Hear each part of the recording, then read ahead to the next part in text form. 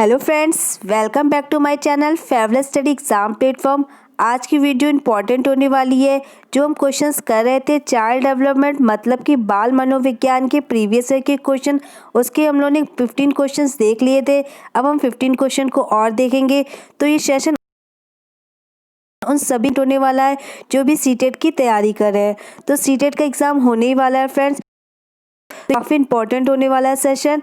इसलिए अगर आप चैनल पे नए हैं तो चैनल को लाइक शेयर सब्सक्राइब जरूर कर लीजिएगा, कि जो भी एग्ज़ाम से रिलेटेड जो भी होगा वो मैं इसमें वीडियो अपलोड करती रहूँगी। जिसमें जो पहले मैंने वीडियो अपलोड किए वो आप मेरी प्लेलिस्ट में जाके देख सकेंगे। तो फ्रेंड्स स्टार्ट करते हैं आगे के क्वेश्चंस। तो क्वेश्चन दे रखा है, बताना है अकॉर्डिंग टू जीन पियाजे चिल्ड्रन, मतलब जीन पियाजे के अनुसार जो बच्चे होते हैं वो क्या होते हैं। तो लिखा हुआ ज्ञान को सक्रिय रूप से संचित करते हैं, मतलब एक्टिव होते हैं। जैसे जैसे वे दुनिया में व्यवहार कौशल का प्रयोग करते हैं और अन्वेषण करते हैं, मतलब एक्सप्लोर करते हैं चीज़ों को, या फिर ऑब्जर्व करते हैं चीज़ों को, या फिर उद्दीपन अनुक्रिया संबंधों के सावधानी पूर्व नियंत्रण के द्वारा एक विशेष तरीके से व्यवहार करने के लिए अनुबंधित किया जा सकता है, या उनको पुरस्कार एवं दंड के सिद्धांतों का प्रयोग करते हुए उन्हें विशेष तरीके से व्यवहार करना एवं सिखाया जाता है। तो क्या आंसर हो सकता है इसका? तो जीन पियाजे हमेशा कहते हैं जो बच्चे होते हैं वो नन्हे वैज्ञानिक होते हैं, वो अपने ज्ञान का निर्माण स्वयं करते हैं और वो जो ज्ञान को सक्रिय रूप से संचरित करते हैं। तो इसका राइट आंसर हो जाएगा ए ऑप्शन सही हो जाएगा। नेक्स्ट क्वेश्चन देखते हैं। अगला क्वेश्चन दे रखा है, चालक विकास की दर में व्यक्तिगत विविधताएं होती हैं, फिर भी जो चालक विकास का क्रम मतलब जो मोटर डेवलपमेंट होता है वो किससे किस तक होता है। तो क्या बताना है, शीर्षगामी या अधोगामी, मतलब सेफलोकॉर्डा या प्रॉक्सिमोडिस्टल होता है, या अधोगामी या शीर्षगामी होता है, या फिर स्थूल से मतलब सूक्ष्म की ओर मतलब ग्रॉस मोटर से फाइन मोटर डेवलपमेंट होता है, या सूक्ष्म से स्थूल की ओर मतलब फाइन से ग्रॉस की तरफ होता है। तो इसका राइट आंसर हो जाएगा, जो चालक विकास का जो क्रम होता है वो क्या होता है, ग्रॉस मोटर डेवलपमेंट से फाइन मोटर तक होता है, मतलब स्थूल से सूक्ष्म की ओर। मतलब जब भी जो मनुष्य का जो विकास होता है वो क्या होता है, पहले बड़ी मोटर्स की डेवलप होती है, जैसे हाथ मतलब जैसे भागना दौड़ना, ये सब जो हो जाएंगी ग्रॉस मोटर हो जाएंगी। जैसे लिखना, पेंटिंग करना, ड्राइंग करना, तो ये सब किस में आ जाएंगी, फाइन मोटर में आ जाएंगी। तो पहले ग्रॉस मोटर डेवलप होगी फिर फाइन मोटर होगी। तो इसका जो ऑप्शन 3 है वो बिल्कुल करेक्ट हो जाएगा। नेक्स्ट देखते हैं, अपना अगला क्वेश्चन दे रखा है। क्वेश्चन है, वह अवधि मतलब वो पीरियड बताना है जो वयस्कता के संक्रमण की पहल करता है, उसे क्या कहते हैं। मतलब एडोलेंस कहते हैं, या मिडल चाइल्डहुड, या प्री ऑपरेशनल पीरियड, या एंड चाइल्डहुड। तो कौन सी करता है, तो जो इसके ब्रिज का काम करता है मतलब चाइल्डहुड से एडल्ट के बीच में, तो कौन सी होती है, किशोरावस्था हो जाएगी। मतलब यही तूफान की अवस्था कही है स्टेनले हॉल ने, तो कौन सी हो जाएगी, किशोरावस्था इसका करेक्ट आंसर हो जाएगा। आगे बढ़ते हैं। क्वेश्चन दे रखा है, Lev Vygotsky refers to the verbal dialogue that children have with themselves as, मतलब कि जो मौखिक संवाद जो बच्चे अपने आप से करते हैं उन्हें जो वाइगोस्की हैं वो क्या कहते हैं। तो क्या कहते हैं, ईगोसेंट्रिक स्पीच मतलब अहम केंद्रित वार्ता, प्राइवेट स्पीच मतलब व्यक्तिगत वार्ता, डिस्टॉर्टेड स्पीच मतलब भ्रांत वार्ता, या प्रॉब्लमेटिक स्पीच मतलब समस्यात्मक वार्ता। तो जो लेव वाइगोस्की होते हैं वो किसे कहते हैं, तो इसे क्या कहते हैं, व्यक्तिगत मतलब प्राइवेट स्पीच कहते हैं। जिसमें मैं आपको बता दूं, उसने जो स्पीच को बहुत इंपॉर्टेंट दिया, इन्होंने 3 मतलब स्पीच दी, एक सोशल स्पीच, एक प्राइवेट हो गई, थर्ड हो जाएगी साइलेंट स्पीच। तो जो इसमें व्यक्तिगत वार्ता में क्या होता है, जब हम अपने आप बोल के अपने आप मतलब अपने आप से बातें करते हैं, तो ये कौन सी हो जाएगी, प्राइवेट स्पीच हो जाएगी। इसी को जीन पियाजे ने क्या कहा है, ईगोसेंट्रिक मतलब अहम केंद्रित। इन्होंने मतलब स्पीच को इम्पोर्टेंस नहीं दी जीन पियाजे ने, जबकि लेव वाइगोस्की ने इस प्राइवेट स्पीच को बहुत इंपॉर्टेंस दी। तो इसमें ऑप्शन नंबर 2 सही हो जाएगा, जिसमें जो हम होते हैं अपने आप बोल के अपने आप बातें करते हैं, अपने से बातें करते हैं, तो उसे प्राइवेट स्पीच का है, जिसे जीन पियाजे ने क्या कहा है, अहम केंद्रित। तो आगे बढ़ते हैं, अपना अगला क्वेश्चन देखते हैं। दे रखा है, खिलौने, पहनावे की वस्तुएं, घरेलू सामग्रियां व्यवसायों एवं रंगों के विशिष्ट लिंग के साथ संबंधित करने को क्या प्रदर्शित करता है? तो क्या कहलाता है? जेंडर पहचान कहलाता है, जेंडर रूढ़िवादिता मतलब स्टेरियोटाइप, जेंडर सिद्धांत मतलब जेंडर थ्योरी हो जाएगी, या जेंडर प्रासंगिकता। तो क्या कहलाएगा? जो मतलब कि हम इसमें करते हैं कि ये लड़कियों का काम है, ये लड़कों का काम है, तो ये किसको प्रदर्शित करता है? व्यवसाय जो है लड़के बिजनेस करेंगे, लड़कियां जो है घर का काम करेंगी, तो ये कौन सा जगह? जेंडर रूढ़िवादिता हो जाएगा, मतलब जेंडर स्टीरियोटाइपिंग। तो ऑप्शन नंबर 2 बिल्कुल करेक्ट हो जाएगा। आगे बढ़ते हैं अपने अगले क्वेश्चन की तरफ।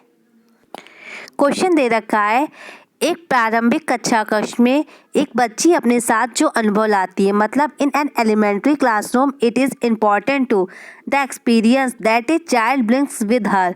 तो क्या इसे डिने कर देना चाहिए, नेग्लेक्ट कर देना चाहिए, इग्नोर करना चाहिए, बुल्ड ऑन? तो क्या करना चाहिए? तो क्या आंसर हो सकता है इसका?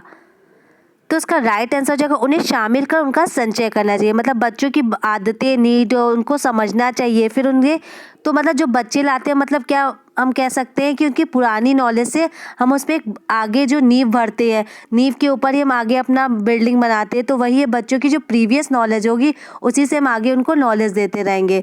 तो इसका क्या हो जाएगा? उन्हें शामिल कर उन्हें संचय करना चाहिए, उन्हें नेग्लेक्ट भी नहीं करना चाहिए और डिने भी नहीं करना चाहिए और इग्नोर नहीं करना चाहिए।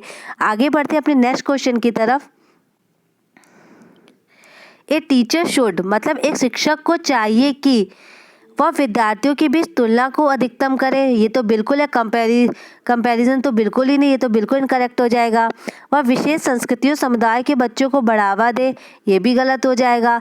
वह विद्यार्थियों के बीच सांस्कृतिक विभिन्नताओं तथा विविधता की अनदेखी करे, या वह यह संप्रेषित करे कि वह कक्षा कक्ष में सभी संस्कृतियों का सम्मान करती है व महत्व देती है। तो क्या इसका राइट आंसर हो जाएगा? तो इसका राइट हो जाए कि वो मतलब कक्षा कक्ष में सभी संस्कृतियों का सम्मान करती है और इम्पोर्टेंस देती है, जिससे बच्चे जो होंगे वो एक साथ पढ़ सकेंगे। इंक्लूसिव एजुकेशन में यही कहा गया कि सभी बच्चे समान है, तो इसका राइट आंसर हो जाएगा 4th ऑप्शन। आगे देखते हैं अपने नेक्स्ट क्वेश्चन की तरफ। क्वेश्चन दे रखा है, जीन पियाजे द मेजर बताना है कि सिद्धांत का प्रमुख प्रस्ताव क्या है? जीन पियाजे की थ्योरी का कि बच्चों की जो सोच होती है वो वयस्कों से निम्न होती है, मतलब बच्चों की जो सोच होती है वयस्कों से बेहतर होती है, मतलब सुपीरियर होती है एडल्ट से। बच्चों की जो सोच होती है वो मात्रात्मक रूप से वयस्कों से भिन्न होती है, मतलब जो क्वांटिटी डिफरेंट होगी एडल्ट से, या जो उनकी क्वालिटी होगी वो डिफरेंट होगी एडल्ट से। तो इसका राइट आंसर क्या हो जाएगा? तो फ्रेंड्स, ये आपने बहुत बार पढ़ा होगा कि जो बच्चे जो होते हैं, जो उनकी जो क्वालिटी होती है वो तो डिफरेंट होगी, लेकिन जो क्वांटिटी होगी वो नहीं। मतलब ऐसा हो सकता है कि जो बच्चे मतलब अगर 500 वर्ड्स समझ रहे हैं, अपने दिमाग में ला रहे हैं, तो एडल्ट भी उतने ला रहे हो, लेकिन जो उनकी सोचने की जो क्वालिटी होगी वो अलग होगी। मतलब मात्रा समान हो सकती है, लेकिन जो उसकी गुणात्मक क्वांटिटी है वो डिफरेंट हो सकती है। तो ये क्वेश्चन अलग अलग तरीके से बहुत बार पूछा जाता है। तो वही बच्चों की जो सोच है वो गुणात्मक रूप से वयस्कों से भिन्न हो सकती है। तो ये इसका 4th ऑप्शन बिल्कुल करेक्ट हो जाएगा। क्वांटिटी जो होगी वो सेम हो सकती है, बट लेकिन जो क्वालिटी है वो डिफरेंट हो सकती है, कि बच्चे अपने हिसाब से सोचेंगे, बड़े अपने हिसाब से सोचेंगे, तो सबकी जो प्रॉब्लम्स होंगी, सॉल्यूशंस होंगे वो अलग अलग टाइप के होंगे। नेक्स्ट देखते हैं, दे रखा है जेंडर इज इन एन, मतलब जेंडर क्या है? बायोलॉजिकल है या मनोवैज्ञानिक है, मतलब साइकोलॉजिकल है, या सोशल कंस्ट्रक्ट है, सामाजिक संरचना है, या इकोनॉमिक है, मतलब आर्थिक अवधारणा है। तो जो जेंडर है, अगर जेंडर पूछा जाएगा तो जेंडर की ऐसे समाज ने बनाया ना, तो कि ये महिलाओं का, ये पुरुष का है, तो ये सामाजिक संरचना। अगर सेक्स पूछा जाएगा तो ये कौन सा हो जाएगा? तो ये हो जाएगा आपका जैविक निर्माण, मतलब बायोलॉजिकल है। तो इसमें कंफ्यूज मत हो जाइए, क्वेश्चन बहुत बार पूछा जाता है ऐसे, तो इसको ध्यान में रखिएगा। नेक्स्ट बढ़ते हैं अपने अगले क्वेश्चन की तरफ। क्वेश्चन दे रखा है, which of the following correctly identifies the broad domains बताने ऑफ डेवलपमेंट, मतलब कौन से विकास के व्यापक आयामों की सही पहचान करता है?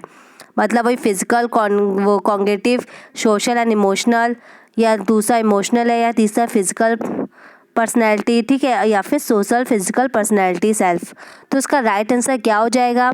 तो वैसे तो अगर व्यापक पूछा जाएगा तो 4 ही होते, 4 ही इंपॉर्टेंट होते हैं, वैसे तो 6 होते हैं, लेकिन अगर पूछा जाए कि मतलब जो ब्रॉड डोमेन पूछे जाए तो 4 ही होंगे। तो 4 में कौन कौन से आ जाएंगे?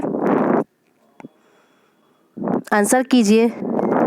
करेक्ट आंसर हो जाएगा पहला ऑप्शन, शारीरिक, संज्ञात्मक, सामाजिक और संवेगात्मक। तो पहला ऑप्शन करेक्ट हो जाएगा। नेक्स्ट क्वेश्चन की तरफ देख पढ़ते हैं।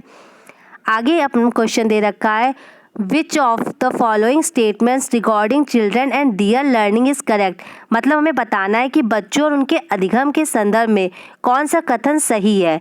तो क्या बताना है, जो all children are naturally motivated to learn and are capable of learning. मतलब जो बच्चे जो है सीखने के लिए स्वाभाविक रूप से प्रेरित होते हैं तथा सीखने में सक्षम है, यह हमें बताना है। या नेक्स्ट दे रखा है, children's motivation to learn and their capability to learn is predetermined by heredity only. मतलब कि बच्चों को सीखने के लिए अभिप्रेरणा तथा सीखने के लिए उनकी सक्षमता केवल आनुवंशिकता के द्वारा पूर्व निर्धारित है। यह बताना बच्चों की जो सामाजिक आर्थिक पृष्ठभूमि उनकी प्रेरणा एवं अधिगम में सक्षमता को निर्धारित करती है। यह लिखा हुआ है, children have to be rewarded and punish to make them motivated for learning. मतलब कि बच्चों को अधिगम हेतु प्रेरित करने के लिए उन्हें पुरस्कृत एवं दंडित करना होता है। तो राइट आंसर क्या हो जाएगा?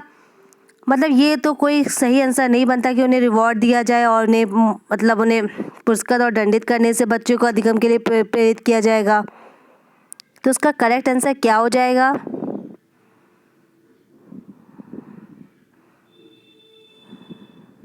तो उसका राइट आंसर हो जाएगा पहला option, all children are naturally motivated to learn and that are capable of learning. तो उसका राइट आंसर हो जाएगा पहला ऑप्शन। आगे नेक्स्ट देखते हैं अपने अगले क्वेश्चन की, प्रगतिशील शिक्षा में बच्चों को किस तरह से देखा जाता है। तो ये हमें बताना है कि मतलब उन्हें छोटे वयस्कों के रूप में, मतलब निष्क्रिय अनुकारकों के रूप में, मतलब पैसिव इमिटेटर्स, या सक्रिय अन्वेषकों के रूप में, मतलब एक्टिव एक्सप्लोरर, या खाली स्लेटों के रूप में। जिसमें आपको पता है जो प्रोग्रेसिव एजुकेशन की बात कौन करते हैं, तो ये जॉन डीवी करते हैं। तो उसका राइट आंसर क्या हो जाएगा?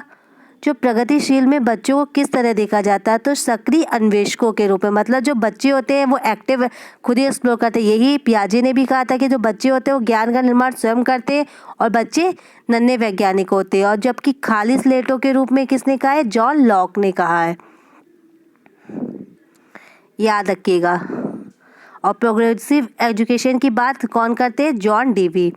आगे बढ़ते हैं नेक्स्ट क्वेश्चन की तरफ।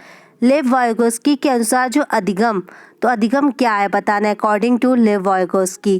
तो क्या है? एक सोशल एक्टिविटी मतलब सामाजिक गतिविधि है, एंड इंडिविजुअल एक्टिविटी मतलब व्यक्तिगत है, या पैसिव एक्टिविटी निष्क्रिय गतिविधि है, या एक अनुबंधित गतिविधि है। तो जबकि मैं बता दूं जो लेव वाइगोस्की है वो कौन थे? तो सोशियो कल्चरल डेवलपमेंट इनकी थ्योरी थी, मतलब सामाजिक इन्होंने विकास का सिद्धांत दिया था। तो इनकी ये कौन है? एक सामाजिक गतिविधि है। तो अगर वाइगोस्की का नाम आ जाए तो हम याद रखेंगे सामाजिक गतिविधि के अधिगम दिया था। तो इसका राइट आंसर हो जाएगा पहला ऑप्शन। नेक्स्ट देखते हैं अगला क्वेश्चन दे रखा है, निम्नलिखित में से कौन सा पूर्व क्रियात्मक, मतलब कि बताना है जो प्री ऑपरेशनल स्टेज में बच्चों का क्या विशेषित करता है। मतलब सर्कुलर रिएक्शन मतलब वर्तुल प्रतिक्रिया, गोल डायरेक्टेड बिहेवियर, लक्ष्य निर्देशित व्यवहार, या दे रखा है विलंबित अनुकरण, या फिर चौथा दे रखा है विचारों की अनुक्रमणिता मतलब इनरिवर्सिबिलिटी। तो उसका राइट आंसर क्या हो जाएगा? तो ये कौन सी स्टेज है? तो ये जीन पियाजे की दूसरी स्टेज है, प्री ऑपरेशनल। मतलब किससे होती है? 2 से 7 वर्ष तक होती है प्री ऑपरेशनल। तो इसमें जो वर्तुल है ये भी पहली अवस्था में आ जाएगा। संवेदी काल मतलब 0 से 2 साल होती है। विलंबित अनुकरण भी करना बच्चे 2 से साल में सीख लेते हैं, और लक्ष्य निर्देशित व्यवहार भी। तो ये तो सब पहली स्टेज में आ जाएगा। तो जो विचारों की अनुक्रमणिता है वो किस में आ जाएगी? प्री ऑपरेशनल में। इसमें क्या होता है, जैसे बच्चा जो होता है वो घर से विद्यालय तो चला जाएगा, वो उसे याद है, लेकिन उसको उसका रिवर्स नहीं पता होता है कि वहाँ से रास्ता क्या होगा।